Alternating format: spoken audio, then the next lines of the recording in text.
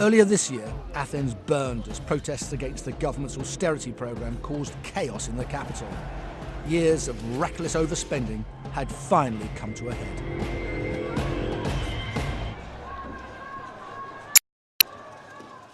Blame has been levelled not only at Greece's political leadership, but also at a more enduring force, the Orthodox Church.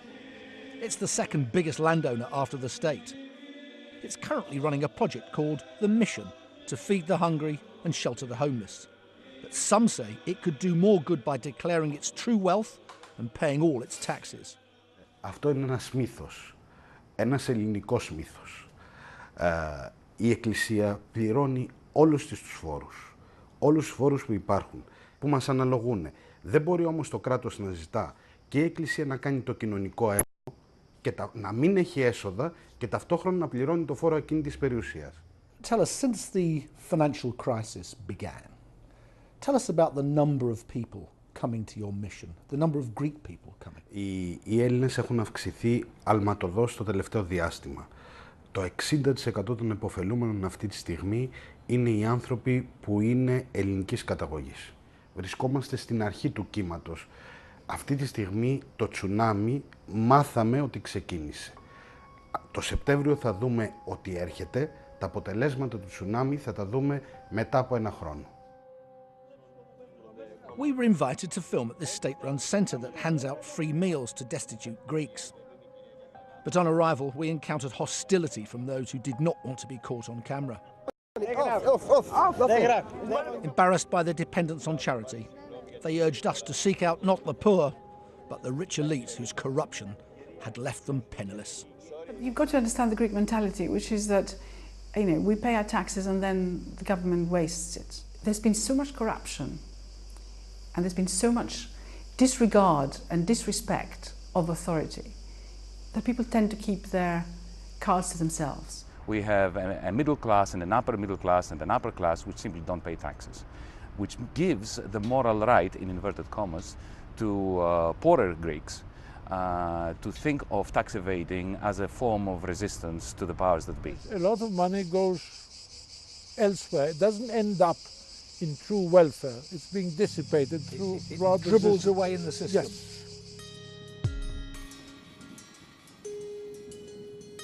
If collecting taxes is beyond the state, what about selling assets? Bits of the port of Piraeus have already been snapped up by China, but much more has to go. The plan is to raise 50 billion euros from flogging off state property, but many insiders can't see the government getting anywhere near that target. This mile-and-a-half stretch of beach is on offer as part of the fire sale. It comes with an enormous plot of land, a former salt works that has been empty for more than 10 years. At first glance, it seems a reasonable commercial prospect, but attracting foreign investment to Greece is dotted with pitfalls, prompting some commentators to label it mission impossible.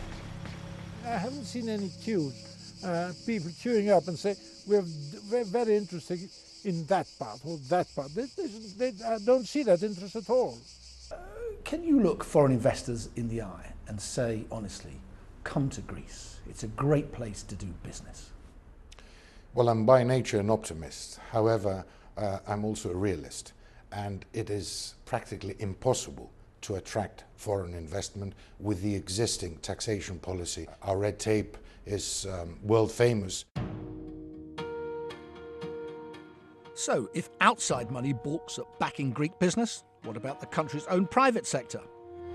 While investors around the world scream over share price falls of 5 and 10%, the Greek stock market's blue chip index, the ATHEX 20, has dropped by 85% in less than 4 years, wiping billions from balance sheets and wrecking pension pots. Evidence of value destruction is everywhere. Some 80,000 Greek businesses have closed in the past 12 months, and many more are expected to go bust this year and next. Against such a gloomy backdrop, does Greece have any chance of regaining its competitiveness? Greece has always been teetering on the verge of uncompetitiveness and insolvency, but has always managed to find a way of pulling back from the brink. The problem now is that we are enmeshed in the machinations of a Eurozone that was never designed to sustain the major shockwaves of the 2008 credit crunch. The whole of the Euro system is grinding to a halt. It's reaching the end of its tether. With the economy imploding, Greece is once again heavily dependent on shipping, a sector synonymous with Greek wealth and influence. I travelled to the island of Inoussis to find out what one of the country's biggest business players made of the crisis. Evangelos Angelakos is mayor of this tiny island and head of a prosperous shipping company. Is his industry doing its bit? Is it true that shipping in this country is tax exempt? I mean, it's not dodging tax, it simply doesn't have to pay tax. No, we do pay taxes. We do pay lawful taxes, whatever flag we carry our ships. We pay our taxes that are due. You have a tax system, but it seems to me it's just too easily avoided, too easily circumvented. Professional classes just simply don't have to pay tax, and they don't. What's the problem? Why? I'll tell you. Since I don't think anybody Nobody would like to pay taxes, but we have. But in Britain, okay, at least I pay my taxes because I know that I will get something back. When I realized that they were getting nothing, and the ministers and politicians and other people were sending their money to Switzerland, I said, the Greek is not a tax evader. He's a tax protector. He is trying to protect his sweat and blood from the system to being stolen from him.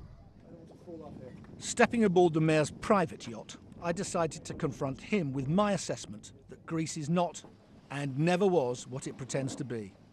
The entry into the Eurozone, the numbers were fraudulent, they were all mythical. The government's budget,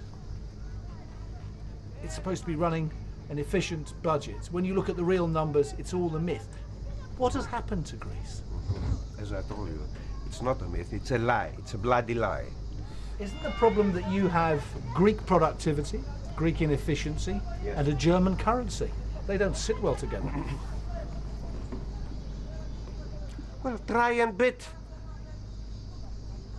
the German efficiency. And you can do it. And the Greeks have done it in shipping. Germany, compete with Germany. Britain, compete with Britain. Yes, we can. The Greeks can. I'm not so sure. Locked inside the euro, this is a weak economy that's being strangled by a strong currency. The question now is, can Greece persuade its wealthier EU partners to bolster its finances, not just with emergency bailouts, but greater fiscal union, a transfer of taxes from Berlin and Paris to Athens? It's a big ask, but without it, what are the chances that the Greeks will end up in a spectacular default and an ignominious exit from the single currency? My mind tells me that we're heading for a collapse of the Eurozone and a new postmodern 1930s. My heart is utterly optimistic that Europe is going to find its way out of this mire. The two austerity packages that were meant to reduce our fiscal deficit have maintained it at best at the same level, if not increased it. It is evident that we cannot possibly continue with this type of medicine. If Europe starts growing again, then I think Greece will have the chance. If Europe doesn't, or if Europe grows very slowly, then you're quite right. I think Greece may be doomed. One thing I'll tell you, I don't think I will live to see the end of this crisis. It's a long crisis. You have made it clear that Greece has it within itself to bring about a recovery. In the end, does it have the political will? Is it going to drag itself out of this mess? Looking at the situation as it stands now, the verdict should be pessimistic, I think. Unfortunately.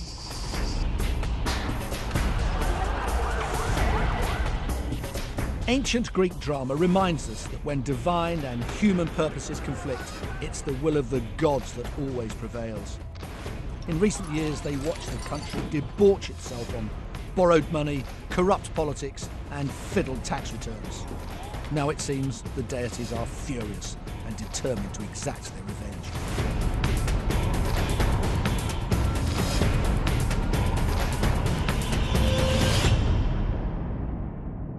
When the ancient Greeks built that temple more than 2,000 years ago, they dedicated it to Athena, goddess of endeavour and reason.